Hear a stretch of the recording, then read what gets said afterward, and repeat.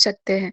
उसके बाद वैसे ही आपको कंक्लूजन, वैसे मेरा जो पर्सनल फेवरेट है that is starting from a story, real life story हो। अगर आप बहुत सारे पर्सनालिटीज के बारे में पढ़ते हैं ना, तो अगर आप उनसे कुछ मतलब एक तो ना आप देखेंगे तो विजन आईएएस के उसमें वहां पे ना ऐसे का अलग से नोट्स भी होता है।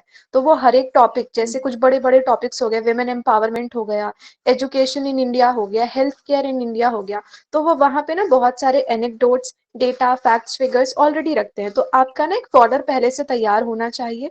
और आप जो टॉपर्स के है ना मार्कशीट्स, उनको पढ़िए, तो आपको एक बेसिक आइडिया लग जाएगा। और देखिए ऐसे ना प्रैक्टिस से ही अच्छा होगा, क्योंकि इसमें आपको 700-800 वर्ड्स लिखना है। तो एक दिन में ये परफेक्ट तो कभी नहीं हो सकता है। स्टार्ट विथ, पहले तो आप ये जो बेसिक जो कुछ कुछ काम है ना, फॉर्डर तैयार कर लेना बड़े बड़े टॉपिक्स का, और हर दिन कुछ कुछ टॉपर्स का पढ़ते जाइए। उसके बाद हाँ मैं मानती हूँ आप पहला 2-3 ऐसे बहुत खराब लिखेंगे, बट लिखिए, स्टार्ट कीजिए। और आपका जो जीएस का भी जो प्रिपरेशन होगा ना, जैसे जैसे आप उसमें अच्छा करते जाएंगे, ऐसे के लिए ऑटोमेटिकली आपके पास बहुत सारा मटेरियल होता जाएगा। तो आपके पास जो ऑलरेडी नॉलेज है ना, उसी को यूज करना है, कुछ नहीं करना है। और उसको कैसे पॉइंट वाइज तरीके से पैरा में लिखना है, उसको अच्छे से पिरोना है शब्दों में, वो आपको प्रैक्टिस से आएगा।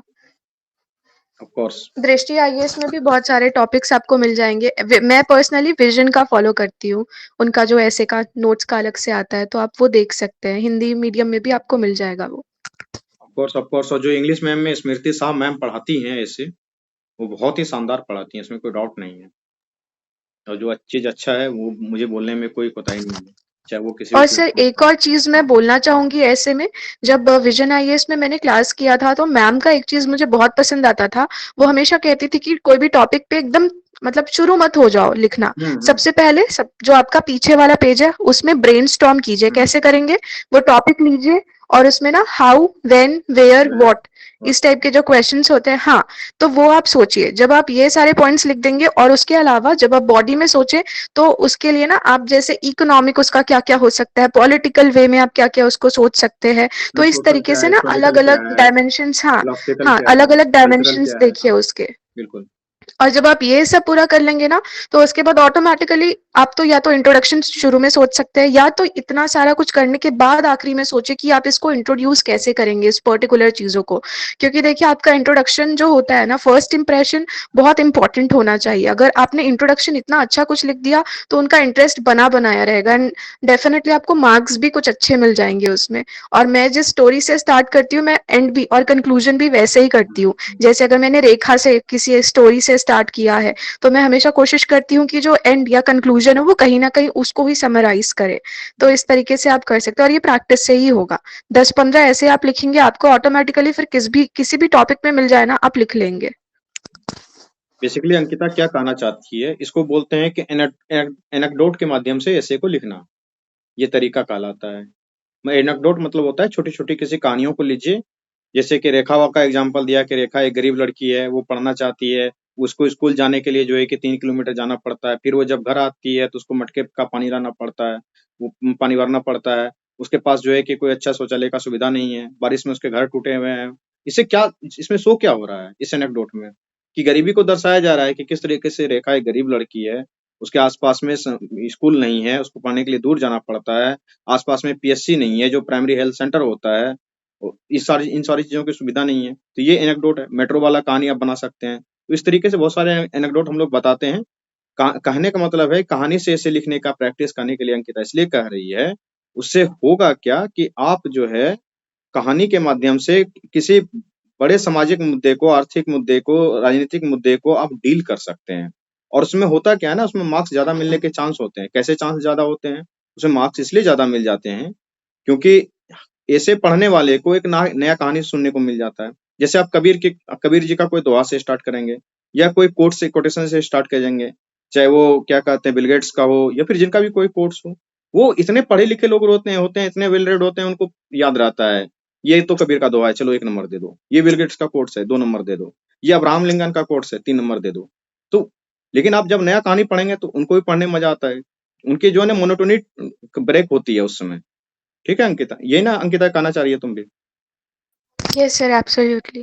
ओके। तो ये ऐसे के लिए एक चीज बताया इन्होंने। और अंकिता, ये विजन में किस बैच में थे तुम, कब थी?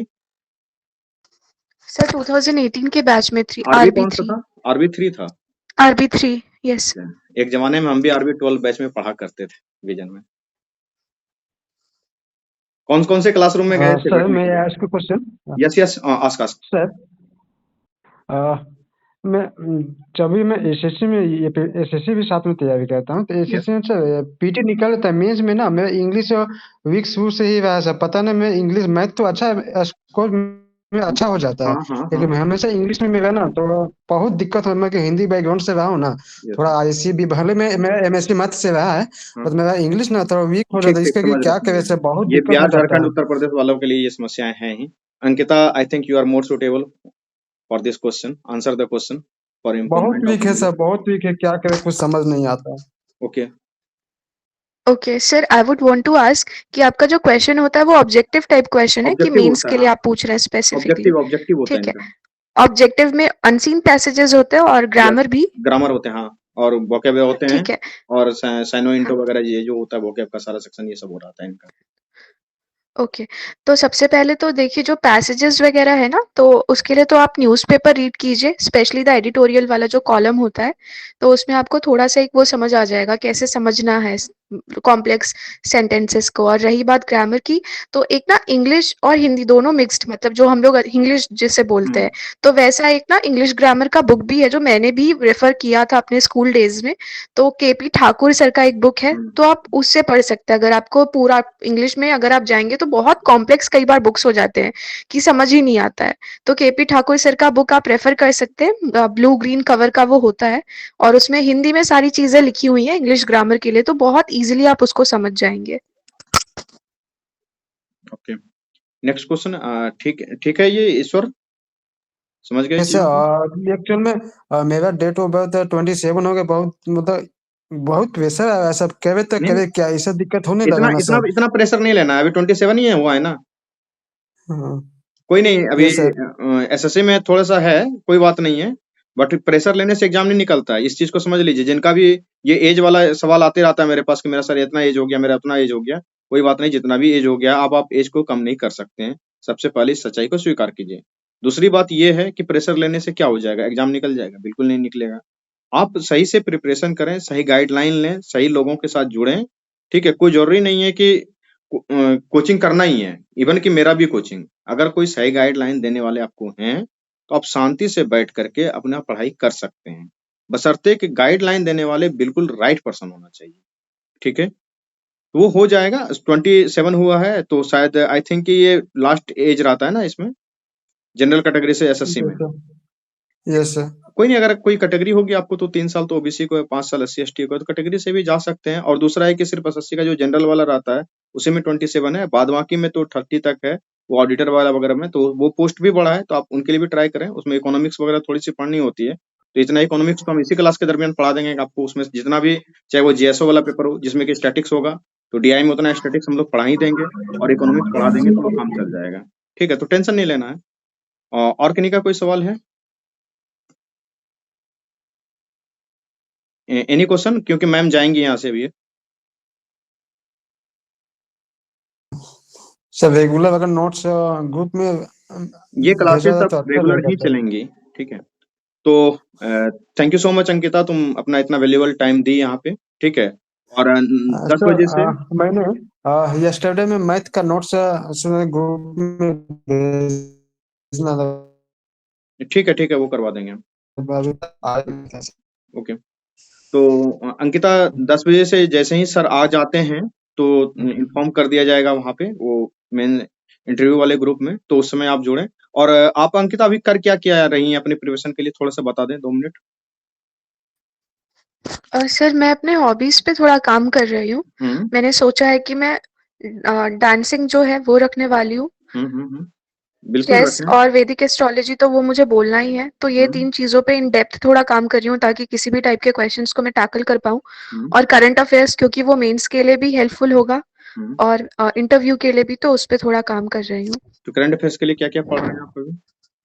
सर अभी तो फिलहाल मैंने न्यूज़पेपर स्टार्ट किया है। हम्म एक बिहार से रिलेटेड और दूसरा एक जो मतलब नेशनल न्यूज़पेपर, तो 2 न्यूज़पेपर का सोचा है। और क्योंकि मैं छत्तीसगढ़ से यहाँ पे बहुत सालों से रह रही हूँ, तो यहाँ का भी इलेक्शंस भी क्योंकि अभी-अभी हुए हैं, तो मैं थोड़ा यहाँ की भी चीज़ों को देख रही हूँ, क्योंकि शायद क्वेश्चंस वो यहाँ से भी पूछ अच्छा, एक सकते छोटा हैं। सा क्वेश्चन पूछें? Yes sir. छत्तीसगढ़ में ऐसा लग रहा था कि कांग्रेस पार्टी भूपेश बघेल के नेतृत्व में जीत जाएगी।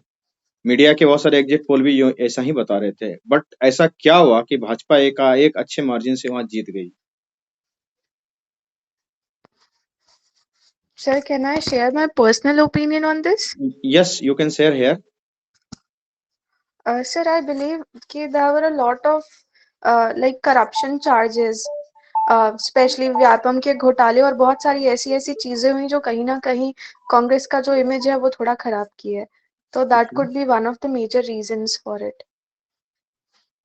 एक रीजन हुआ, एक करप्शन के चार्जेस से तो इलेक्शन नहीं हारते हैं लोग, थोड़ा सा और बताइए। सेकंड सर, आई थिंक कि उन्होंने ट्राइबल्स के लिए तो सच में अच्छा काम अच्छा किया काम है, किया। बट जो डेवलपमेंट वर्क है वो थोड़ा सा स्टॉल्ड है। लाइक अभी मैं खुद का रीसेंट एग्जांपल दूं तो हमारे जो पास का जो रोड है वो पिछले 4 साल से बन ही रहा है और अभी तक उसमें कंप्लीशन नहीं दिख रहा है।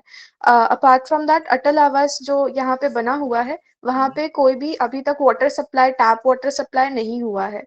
तो बहुत सारे ऐसे जो डेवलपमेंट जो वर्क था ना वो थोड़ा स्टॉल्ड हो गया था इन 3-4 सालों में। रोड्स का नहीं बनना प्रॉपरली अच्छा, और टैप वाटर का कनेक्शन अच्छा नहीं होना, तो ये बहुत सारे रीजंस हैं। तो आपका कहना है कि जो गवर्नमेंट वर्क कर रही है, उन्होंने छत्तीसगढ़ी अस्मिता और आदिवासियों के लिए तो अच्छा काम किया है, इवन कि किसानों को धान का भी अच्छा मूल्य दिलवाया था, उनके बहुत सारे यस सर। डेवलपमेंटल वर्क्स थे, लेकिन जो डेवलपमेंटल वर्क हो रही है उसकी लास्ट माइल डिलीवरी नहीं हो पा रही है, इसलिए शायद इलेक्शन में यस सर। हारी हो सरकार। अच्छा, ये बीजेपी के जीतने का कारण?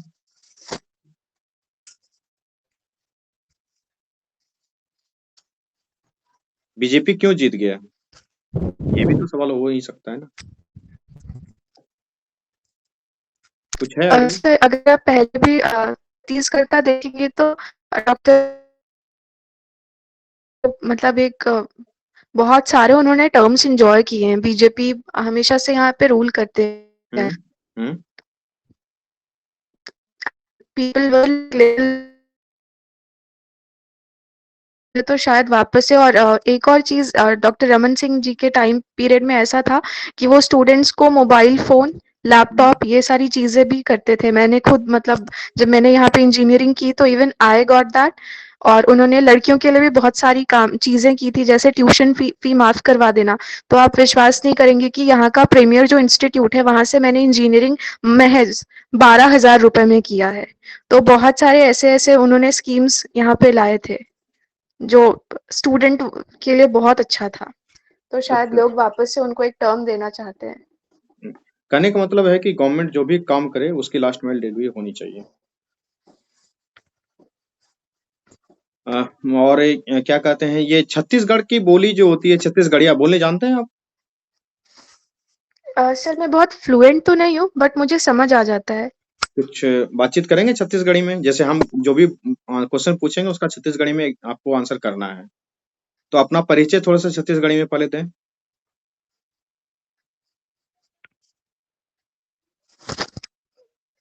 सर, यहाँ पे भी बहुत सारे एक्चुअली डायलेक्ट्स हैं, एज इन रायपुर के साइड हाँ थोड़ा हाँ, दूसरा बोला जाता है, बिलासपुर के तरफ थोड़ा दूसरा बोला जाता है। आपका जो डायलेक्ट है उसमें आप जिसमें बोल सकें आप, जिसमें कंफर्टेबल हो। मुझे तो बहुत पता नहीं है छत्तीसगढ़ी के बारे में, बट कुछ कुछ दोस्तों के माध्यम से मैं सुना हूँ। मोर नाम अंकिता है, मैं यहाँ कोरबा जिले में रहत हूँ। हम्म और सर, अभी मैं इतना ही बोल पाऊंगी। इतना तो हम भी बोल लेते हैं। कुछ और प्रयास कीजिए, कुछ और प्रयास अच्छा है, कुछ थोड़ा सा सीख लीजिएगा, कम से कम इंट्रो देना छत्तीसगढ़ी में। का हाल काका, यस सर। कैसन बानी, बोलता है ना वो छत्तीसगढ़ी में, तो वो थोड़ा सा सीख लीजिए। सर, ये तो भोजपुरी। नहीं नहीं नहीं, वो काहो काका, वो उनको बोलता था हाँ। ना। Yes sir. हम्म तो खैर ठीक है अंकिता, आप अब लीव कर सकती हैं। बहुत समय दिया श्योर आपने सर, इसके लिए। Thank you sir. Thank you so much कि आपने इतना इम्पोर्टेंट समय दिया। Sir, it was all my pleasure. Okay, Thank you, sir. Most I'll welcome. take your leave, sir.